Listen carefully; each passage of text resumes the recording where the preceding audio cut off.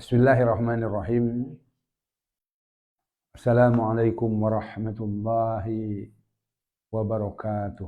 Waalaikumsalam. Alhamdulillah alladzi hadana li hada wa ma kunna linahtadiya laula an hadana Allah. Asyhadu an la ilaha illallah wahdahu la syarika lah wa asyhadu anna Muhammadan abduhu wa rasuluhu alladzi la nabiyya ba'dah. Allahumma salli ala sayyidina Muhammad wa ala alihi wa sahbihi ajma'in. Qala Allah Ta'ala fi Al-Qur'anil Karim, a'udzu billahi minasy syaithanir rajim. Qad aflaha man zakkaha wa dzakara isma rabbih fasalla. Qad aflaha man zakkaha wa qad khaba man dassaha. Qala aidan wa laqad wasaynal ladzina utul kitaba min qablikum wa iyyakum anittaqullah. Shadaqallahul azim. Amma ba'du. Hadirin undangan Allah yang dimuliakan Allah yang saya hormati. Alhamdulillah pada malam yang cerah ini, walaupun barusan sempat turun gerimis, kita semuanya bisa memenuhi undangan Allah. Mudah-mudahan Allah Subhanahu wa Ta'ala berkenan untuk memberikan pengetahuannya kepada kita, pengetahuan untuk kita amalkan, untuk bekal kita di kehidupan dunia ini dan bekal kita di kehidupan akhirat kelak. Hadirin rahimakumullah. Di muqaddimah barusan saya menyampaikan beberapa ayat yang salah satunya ayat yang ada pada surah Asy-Syams, di mana setelah Allah Subhanahu wa Ta'ala berfirman dengan sumpah-sumpah, Allah kemudian menyatakan tentang suatu pernyataan yang teramat penting, maka dengan itu kemudian Allah sampai bersumpah, dan sumpahnya itu tidak dengan satu kali sumpah.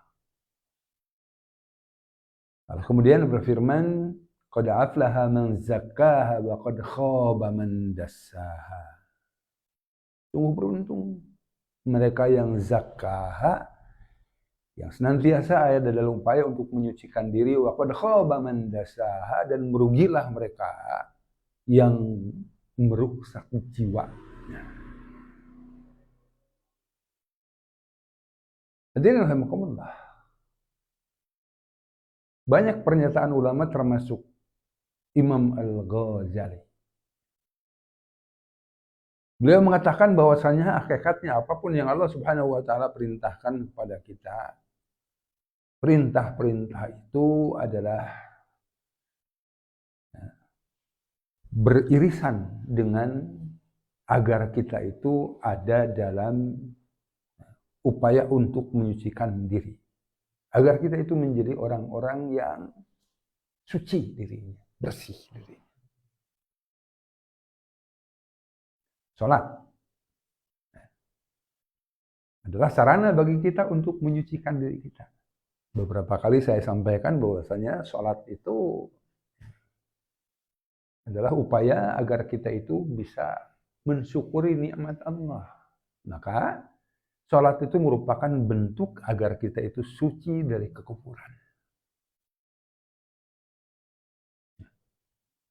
Saum adalah upaya bagi kita itu untuk menyucikan diri kita. Suci dari egoisme, suci dari ketidakpedulian terhadap yang lain, dan lain sebagainya.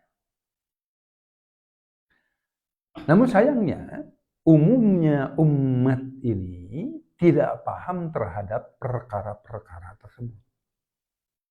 Sehingga sholat yang seharusnya menjadi media untuk menyucikan diri agar kita itu bisa bersyukur. Sholat itu seharusnya menjadi media bagi kita agar kita itu tidak kikir, agar kita itu tidak terburu-buru sebagaimana Allah sampaikan dalam surah Al-Ma'arij. Ternyata tidak bisa mencapai targetnya. Kenapa? Karena kita tidak mengerti. Termasuk tidak mengerti itu, walaupun kita tahu mananya itu ke sana, tapi ketidakmengertian itu diantaranya karena kita tidak mengerti tentang apa yang kita baca di dalam salat kita.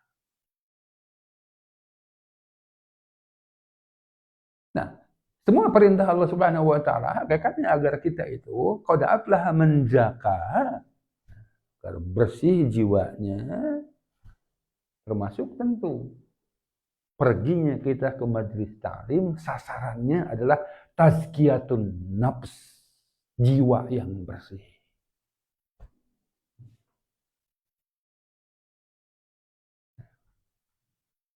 Dan untuk bisa kita memiliki jiwa yang bersih dengan pergi ke majelis taklim, diantaranya melalui majelis taklim kita kemudian tahu tentang kekurangan-kekurangan kita, yang dengan itu kemudian kita berupaya untuk membersihkan kekurangan-kekurangan kita. Yang aneh,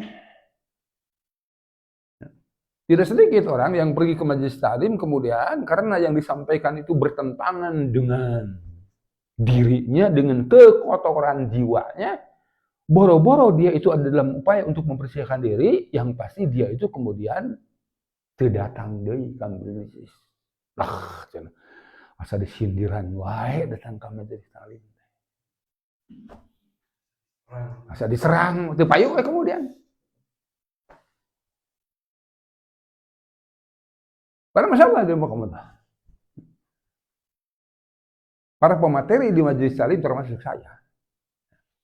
Saya itu pun dalam tanda kutip tidak sesarkastis Allah.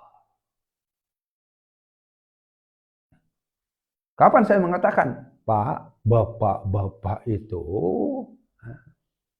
seperti anjing? Tidak pernah.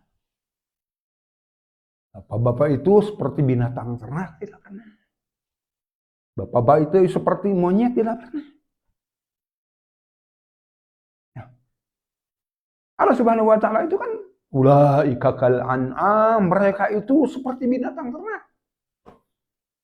Kamasaluhu kamasalil kalbi in tahmil alaihi yalhas aw tatruku yalhas, mereka itu seperti anjing yang menjulur-julurkan lidahnya ketika anjing itu diberi makanan, atau tetap menjulur-julurkan lidahnya ketika didiamkan. Coba. Mana ku sabab urang mah teu ngarti kan karena ayat Quran eta sehingga urang teh tidak ngerasa kasindiran. Ngaji, lempeng. Nah, padahal banyak loh ayat-ayat seperti itu. Dengan rasa kasih dan kemudian tidak menyebabkan kita berhenti untuk ngaji. Berhenti untuk membaca Quran. Tapi datang ke majelis taklim makan. Ini disindiran wae cenah ku ustaz eta teh masalah. Ya lantaskan tadi, target dari melaksanakan perintah Allah itu tazkiyatun nafs. Bagaimana kita itu akan ada dalam upaya untuk membersihkan diri kita jika kita itu tidak tahu tentang kekurangan-kekurangan kita, kekotoran-kekotoran kita, kelemahan-kelemahan kita.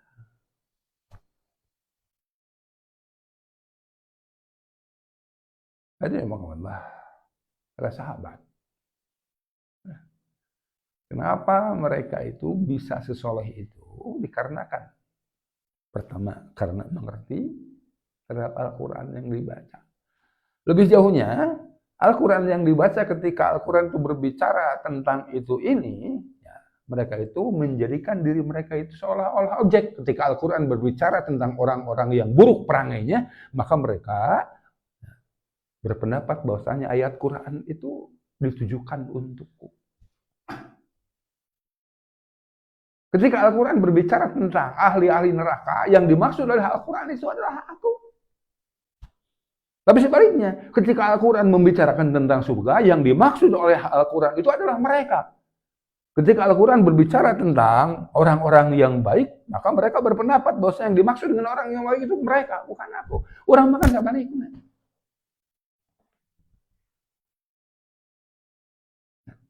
Karena orang mah hese keur mengupgrade gitu. Untuk meningkatkan diri. Jadi Allah tazkiyatun nafs itu kurang lebih mereka yang memiliki kesucian jiwa itu adalah mereka yang takwa.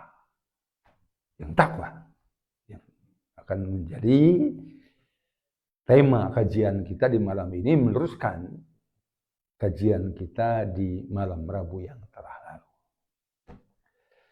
Hadirin rahimakumullah. Barusan saya di muqaddimah menyampaikan satu ayat. Potong ayat.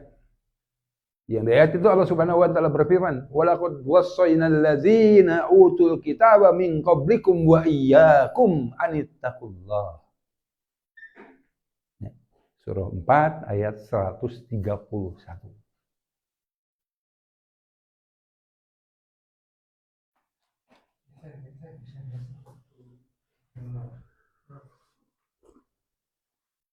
Allah berfirman, "Walaqad wassaynal ladzina utul kitab," dan sungguh kami telah mewasiatkan alladzina utul kitab, kepada orang-orang yang kami beri kitab, wa iyyakum, dan kami telah mewasiatkan juga kepada kalian. Apa wasiat Allah? Anittaqullah, takwalah kalian kepada Allah.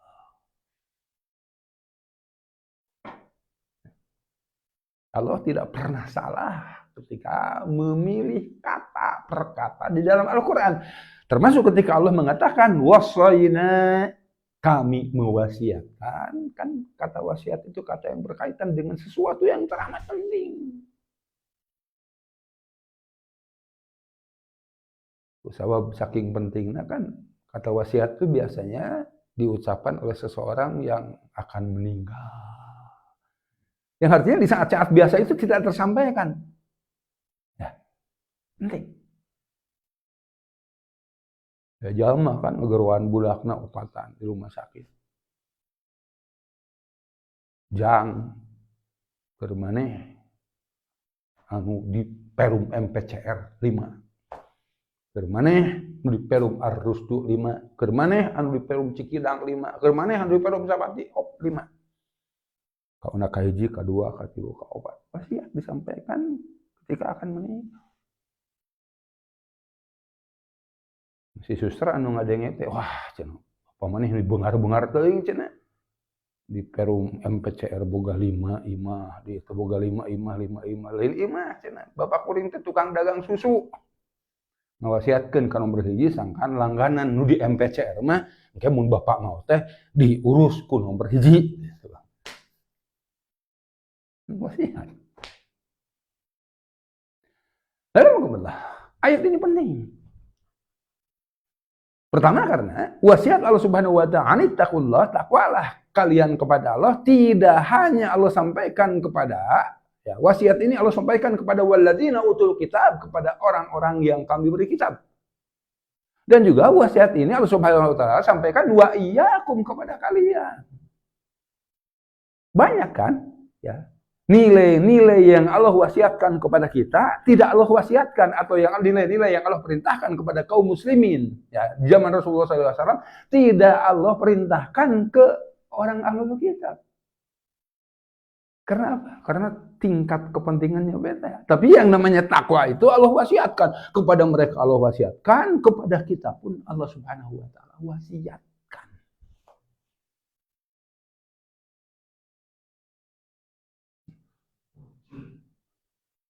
Kurang lebih menjak. Ai takwa hukumna wajib, sunat, haram, makruh. Hah? Perilaku.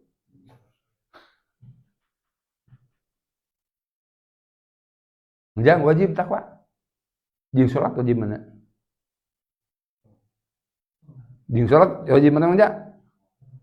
Wajib wajib apa atau lebih wajib salat?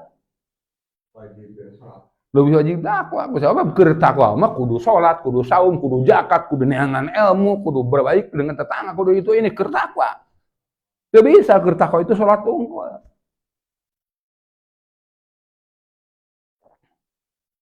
Nah, hah?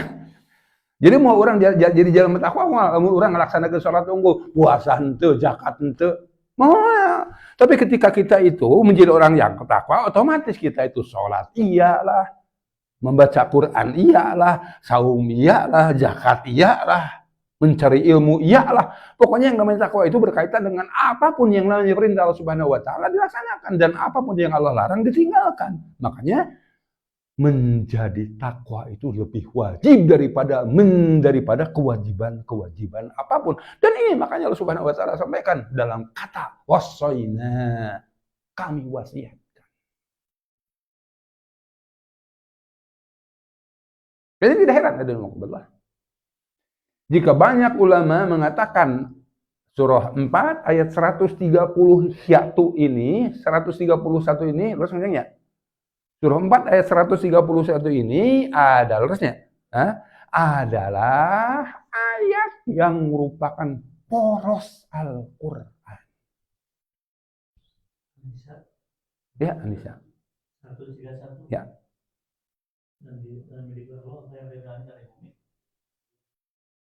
Terus kehandap kan? Poros Al-Quran. Banyak ulama yang mengatakan bahwasanya ayat ini merupakan poros Al-Quran. Poros Al-Quran itu as. As itu pusat. Artinya, ayat apapun yang ada di dalam Al-Quran itu mengarah kepada ayat ini. Mengarah kepada ayat yang ada kata takwa.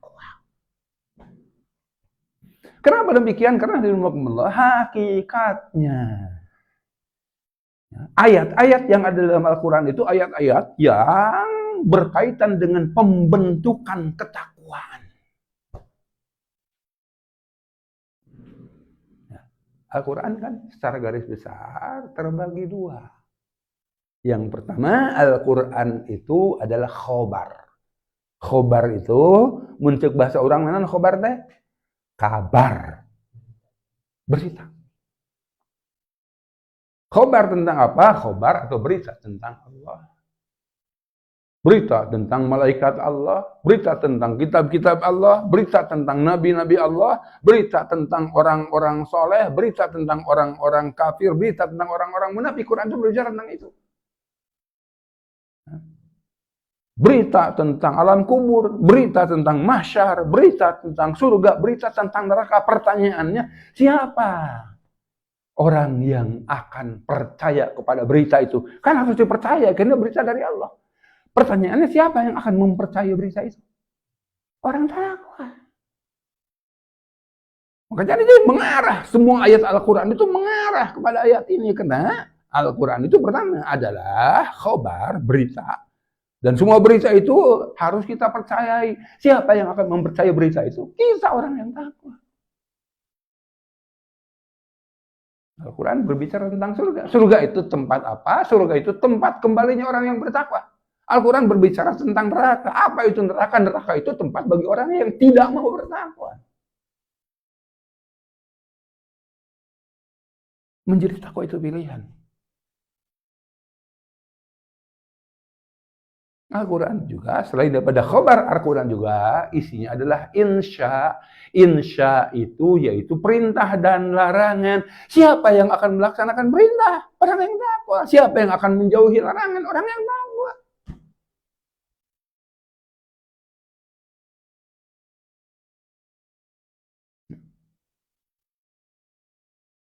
Jadi ini insya Allah. Laqad wasayna alladziina utul kitaba min qablikum wa iyyakum an ittaqullah. Dan kalau itu wasiat dari Allah Subhanahu wa taala. Rasulullah sallallahu alaihi wasallam juga berwasiat tentang takwa itu, kata Rasulullah dalam hadis Arba'in nomor 18. Kata Rasulullah, ittaqillah haitsuma kunta. Takwalah kalian kepada Allah haitsuma kunta, secara harfiah maknanya dimanapun kalian berada. Jadi takwa itu bukan hanya di masjid. Kalau dimanapun berada berarti di takwa juga harus, di pasar juga harus takwa. Jika takwa itu kan tadi melaksanakan perintah, menjauhi larangan. Ya di pasar pun harus melaksanakan perintah dan menjauhi larangan. Allah melarang kita curang dalam timbangan. Gitu kan. Nah, karena dilarang Allah, kita tabu untuk curang dalam menimbang.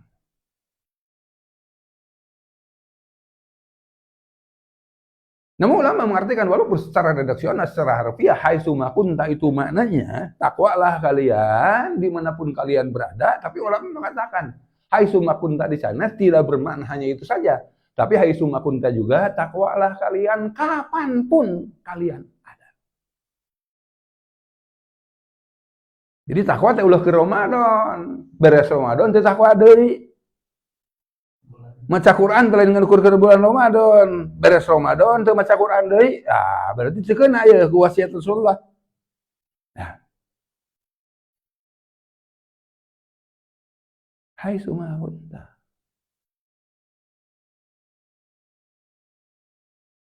Hai sumakunta juga oleh ulama ditafsirkan dengan penafsiran takwalah kalian dalam kondisi apapun.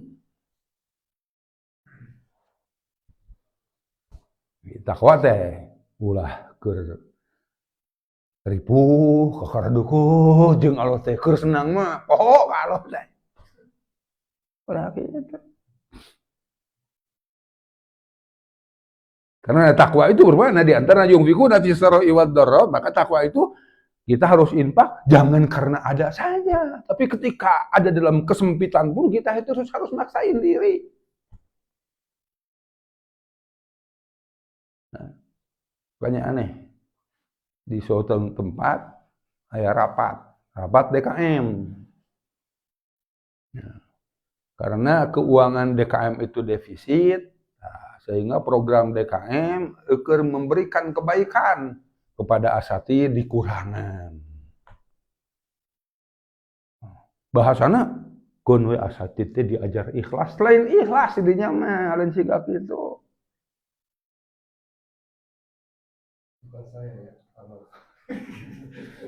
Harusnya kan bahasanya itu ya, harusnya bahasanya itu kalau takwa nih. Ya.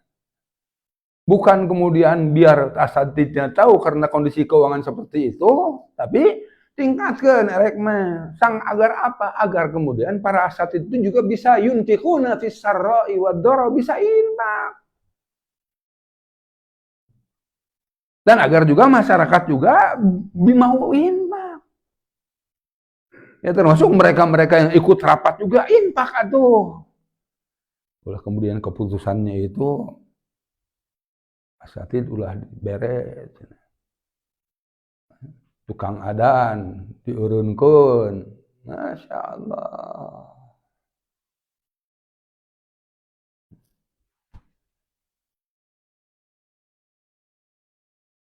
Iya malah naik agul ku payung butut. Saya itu naon sih gawena itu. Motoran, udah rider, tapi kan tukang adan mampu ngabulan infak 100.000 gitu.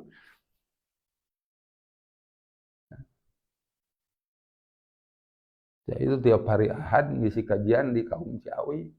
Ya, saya itu mampu untuk memberi ke salah satu mustami itu asal datang, asal diuk diberi duit 100.000. Nggak poe Ahad itu teh. Daerah atau Rasul makan, ya.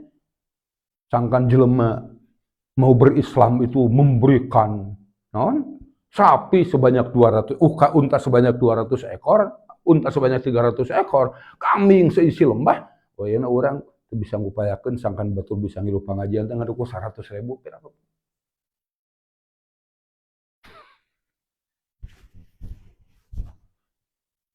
Dahai sumakunda itu dalam segala kondisi.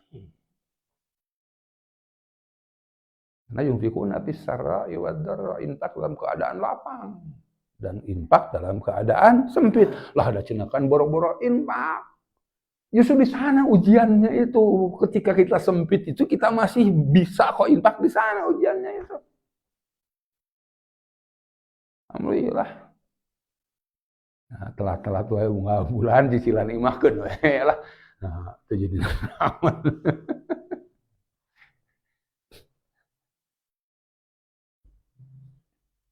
Bismillahirrahmanirrahim. Rasulullah Shallallahu Alaihi Wasallam dalam hadis itu, ini ada beberapa pelajaran. Dalam hadis nomor ke-18 dalam Arba'in itu, ittaqullah haitsuma kunta. Takwalah kalian kepada Allah dimanapun kalian berada. Kemudian Rasul meneruskan sabdanya, ikutilah keburukan. Ikutilah dosa-dosa yang kalian lakukan itu dengan kebaikan-kebaikan.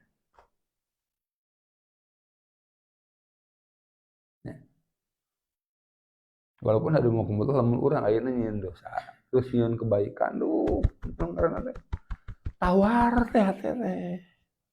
Hah? Ya, tawar. Salat kehusuan. Tapi menurut sabda Rasul ini, ikuti. Mau digedor-gedor, ya teh. Jangan kembali lembut karena kita telah melakukan dosa. Agar kembali lembut terus, perbanyak zikir. Perbanyak istighfar.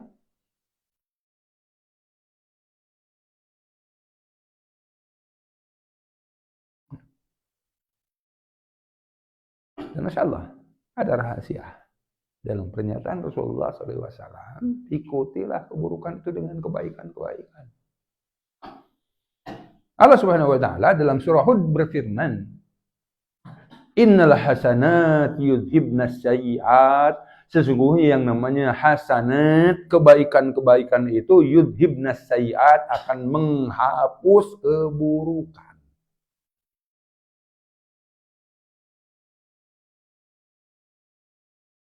Masya Allah, Jang. Sebetulnya keinginan Allah itu seperti apa sih? Apakah Allah itu menginginkan agar kita itu masuk surga, atau Allah menginginkan agar kita itu masuk neraka?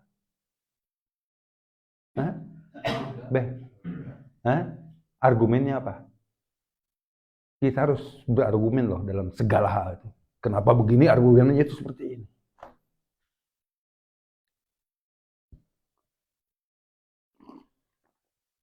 Argumennya, kata Allah dalam surah Al-An'am, Man ja'a bil hasanati falahu asyru amsalihha. Sing saha jalmana anu datang dengan hiji kebaikan, maka orang itu patut untuk mendapatkan 10 pahala. Wa man ja'a bis sayyi'ati fala yujza illa mislaha wa hum la yudlamun. Ketika seseorang itu datang dengan satu keburukan, maka dia itu tidak mendapatkan kecuali sesuai dengan apa yang dia lakukan. Artinya, lamun urang sapoe nyieun 100 dosa, nyieun 100 dosa, maka akan tercatat sebagai seseorang yang berbuat 100 dosa. Lamun urang dina sapoe nyieun 11 kahadean, berarti seberapa pahala? 110. Nah, nyieun 100 dosa bakal jadi 100 kesalahan bakal jadi 100 dosa, nyieun 11 kahadean bakal jadi 110 pahala. Berarti berat mana? Berat pahala, berat kahadean. Allah berfirman kan? Kumacana, "Faman saqulat mawazinuhu fahuwa fi 'isyatir radiyah." Barang siapa yang memiliki timbangan kebaikan yang lebih besar, yang lebih berat daripada timbangan keburukan, maka dia itu akan ada dalam keadaan al-isyah ar-radiyah, kehidupan yang radiyah, yang ridho, anu nyugemakeun, yang memuaskan.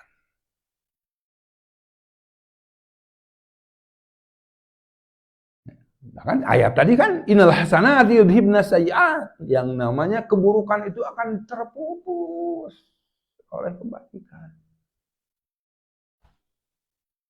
Makanya kata Rasulullah, ikuti keburukan itu dengan kebaikan-kebaikan. Hanya ulama kemudian menafsirkan bahwasanya yang namanya keburukan itu akan terhapus oleh kebaikan ketika keburukan yang dilakukan itu keburukan dalam kategori dosa kecil. Kalau dosa besar itu tidak terhapus oleh kebaikan. Termasuk yang dimaksud oleh Rasulullah SAW di bulan Ramadan kemarin. Man qama Ramadana bil imani wa ihtisaban. Barang siapa yang berdiri salat malam maksudnya di bulan Ramadan. Tarawih di bulan Ramadan dengan keimanan dan keikhlasan, maka Allah akan menghapus dosa-dosa orang tersebut, dosa-dosa sebelumnya. Tapi yang dimaksud dengan dosa-dosa di sana itulah dosa-dosa kecil. Bukan dosa besar. Nah, makanya patut dipertanyakan ketika masuk Lebaran, kita kembali kepada fitrah. Kepada fitrah itu mana? Ya, kita itu kembali kepada fitrah jika di bulan Ramadan itu kita taubat. Karena dosa-dosa besar itu akan terhapus dengan taubat. Kalau dengan hanya melaksanakan Ramadan, tidak akan menghapus dosa-dosa besar. Sehingga kembali karena fitrah kumah, kembali kepada suci kumah, dosa-dosa besarnya tidak terampuni kok. Kan jelas dalam hadis riwayat Abu Daud Rasulullah SAW bersabda, dari satu sholat ke sholat yang lain, dari subuh ke lohor, orang antara subuh nepikan ke lohor teu gawe dosa-dosa leutik. Aku sholat esa kemudian bakal kapupus. Dari duhur ke asar adalah saat dimana terhapusnya dosa-dosa kita. Dari asar ke maghrib, dari maghrib ke isya, dari isya ke subuh juga adalah peluang dimana kita itu akan terhapus dosa-dosanya. Rasul meneruskan juga dari Jumatan ke Jumatan. Rasul juga kemudian meneruskan dari Ramadan ke Ramadan. Tapi yang dimaksud akan terhapusnya dosa-dosa kita itu dosa-dosa kecil. Rasul kemudian mengatakan, selama kalian itu juga ya, bisa menghindari dosa-dosa besar.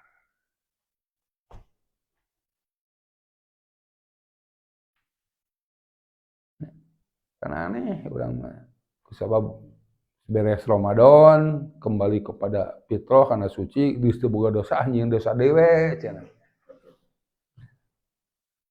Di mana kembali ka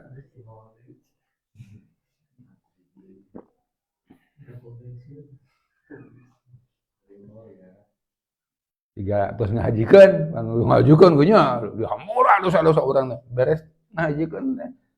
Kalapang badminton leher deui, leher.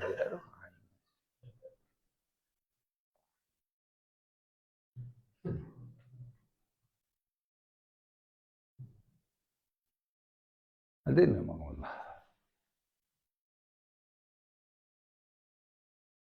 Yang berikutnya,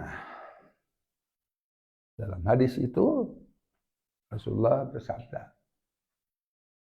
dan berakhlak baiklah kalian kepada sesama. Ada. Pertanyaannya kenapa Rasulullah SAW menekankan setelah sebelumnya takwalah kalian kepada Allah, ikuti perbuatan buruk dengan perbuatan baik, kemudian Rasul meneruskan ya, berakhlak baiklah kalian kepada sesama. Toh berakhlak baik kepada sesama itu bagian dari takwa. Ya. Kan mungkin akhirnya jelema disebut jelema nu takwa ketika dia itu tidak berbuat baik kepada sesama, ketika dia itu berbuat buruk kepada sesama. Tidak akan mungkin dia itu akan mencapai derajat takwa. Tapi pertanyaannya kenapa Rasulullah menekankan seperti itu? Ulama menjelaskan bahwasanya Rasul mengatakan seperti itu tiada lain karena Rasul tahu bahwa di antara kita banyak yang memahami takwa itu hanya sebatas hubungan kita dengan Allah saja.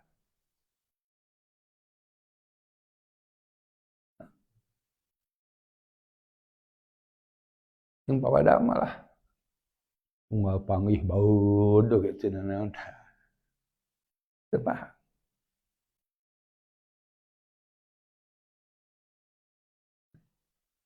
Sama itu kan termasuk jeung tata angka. Saya pernah sampaikan, Masya Allah Rasulullah SAW sering sekali mengangkat tentang pentingnya kita memiliki hubungan baik dengan tetangga itu. Sampai-sampai para sahabat mengatakan, sampai-sampai kami mengira bahwasanya tetangga itu adalah ahli waris. Karena seringnya Rasulullah mengangkat tentang kita itu harus berbuat baik kepada tetangga.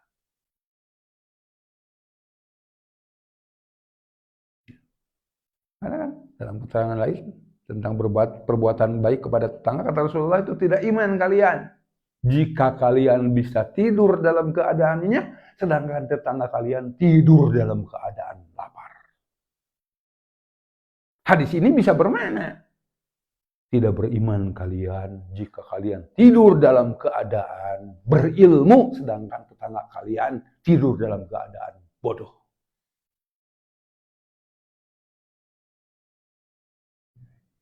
Hah?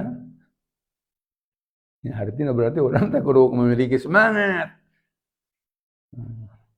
Kalau ngajak kata tetangga pinter, saya keancam ya.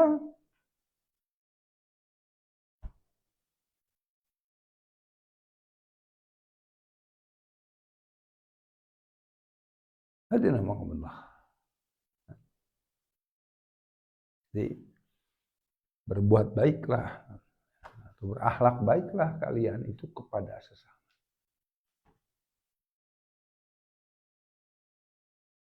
Rasulullah SAW itu kan, Masya Allah, hadirin rahimakumullah, heran. Rasulullah menulungan, olaut, nulungan itu nyaan, bikinkan ulungan gitu. Makanya kita kan sering mendapati berita Rasul itu ya dalam keadaan tidak punya apa-apa, padahal beliau itu mustahil tidak punya apa-apa karena beliau itu mendapatkan 1/5 bagian dari ghanimah, dari rampasan perang. Di perang Badar aja, menurut hikayat, di perang Badar aja Rasulullah itu mendapatkan income sebanyak 40 miliar. Terlihat kemudian habis.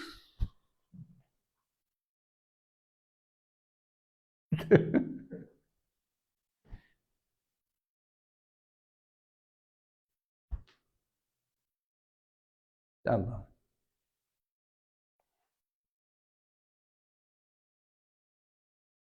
Ini akhlak baik. Sering saya sampaikan bahwasanya yang namanya akhlak itu, nyebutkan nih, saya nyebut akhlak. Saya kalau bagi 2, anu kahiji ka saha? Hah? Ka Allah. Anu kadua?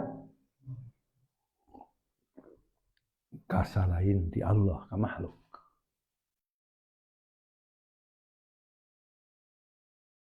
Akhlak kepada selain daripada Allah itu terbagi menjadi 2. Yang pertama kepada selain manusia. Yang kedua kepada sesama manusia. Kepada siapa selain manusia itu? Kepada malaikat. Kepada jin.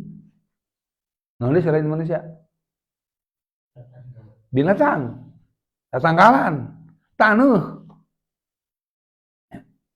Maka tidak boleh ya. Urang ayeuna buang air kecil di hiji tempat anu kemudian katingali ku urang aya lobang. Nanti kan lobang semut tidak boleh itu. Itu akan menjadi ukuran ketakwaan. Karena tidak boleh berarti itu larangan. Larangan jangan dilanggar. Mun dilanggar berarti nah ini akan menjadi ukuran ketakwaan kita.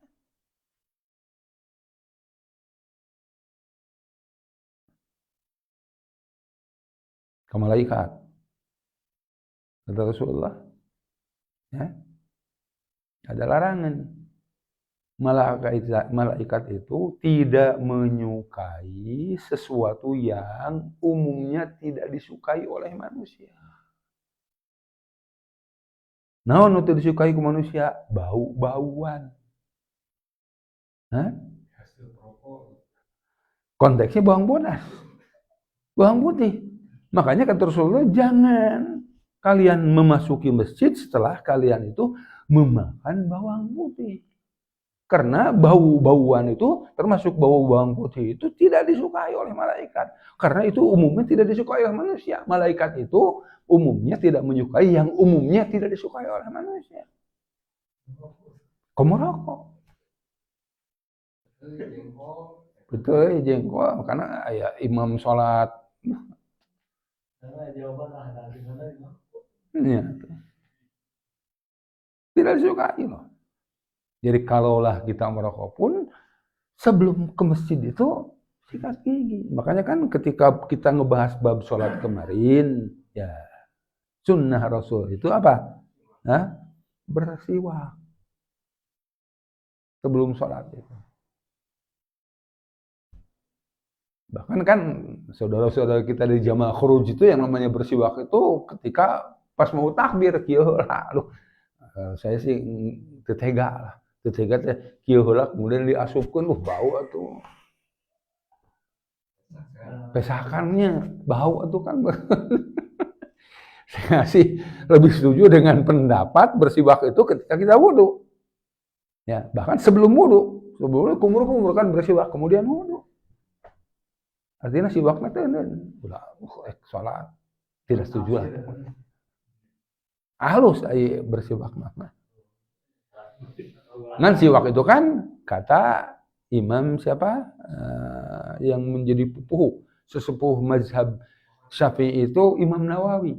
Bersiwak itu yaitu kita membersihkan ini dengan ranting pohon zaitun, ranting pohon kurma, ranting pohon apa. Nah, tapi kata Al-Maraghi itu seorang mufasir, beliau itu pernah menjadi rektor di Mesir, yang namanya bersiwak itu substansinya adalah membersihkan bau mulut. Bisa berarti dengan sikat gigi dengan Allah. Mudah substansi. Nah,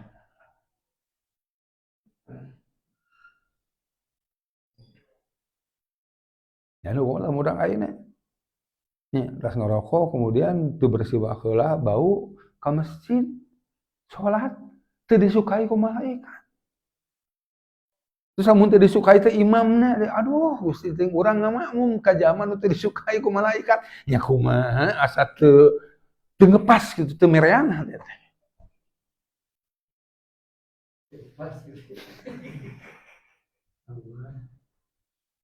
Jadi yang namanya akhlak itu kepada Allah, kepada selain daripada Allah, kepada selain daripada Allah itu terbagi dua, kepada selain manusia, kepada malaikat, kepada jin.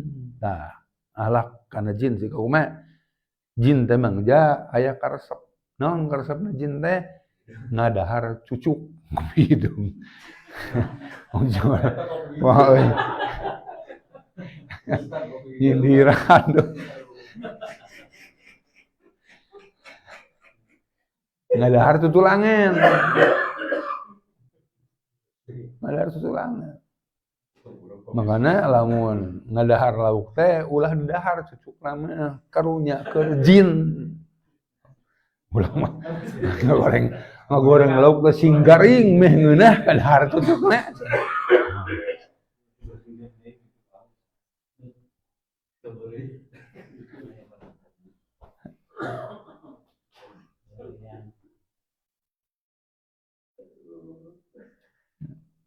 Bertanah, udara, misalnya ya, batas negara sih kumaha pokoknya mah tidak ada. Ya.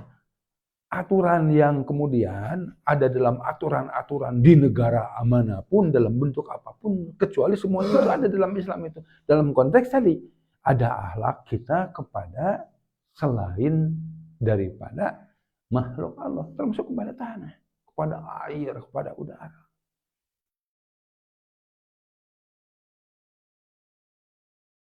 Kemudian Allah kepada sesama manusia. Kepada sesama manusia itu terbagi dua. Ya, jika hiji kepada Allah, kedua kasalinti Allah. Kasalinti Allah kebagi dua, nyata kepada manusia, jeung kasalinti kepada manusia. Yang ketiga kepada manusia itu terbagi dua. Terbagi dua yaitu kepada orang lain dan kepada diri sendiri.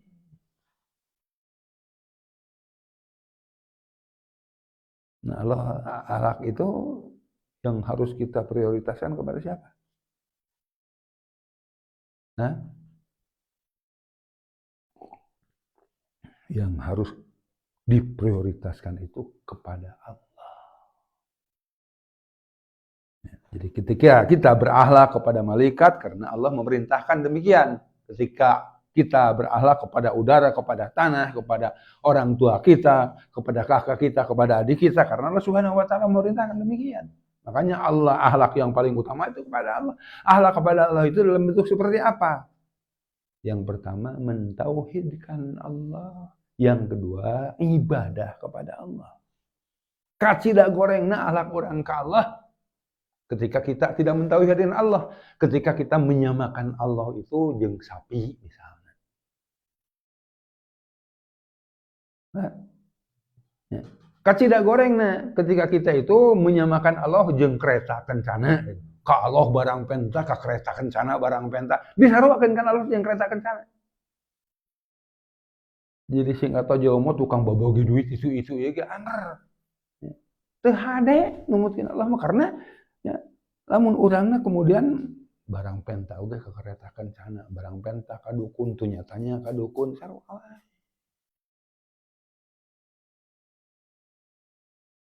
Alhamdulillah, mungkin itu yang bisa kita bahas dalam kajian kita yang berkaitan dengan takwa. Dan takwa itu saya sampaikan kembali merupakan salah satu tujuan disyariatkannya Ramadan. Kutiba alaikumusiyam kama kutiba alal ladzina min qablikum la'allakum tattaqun.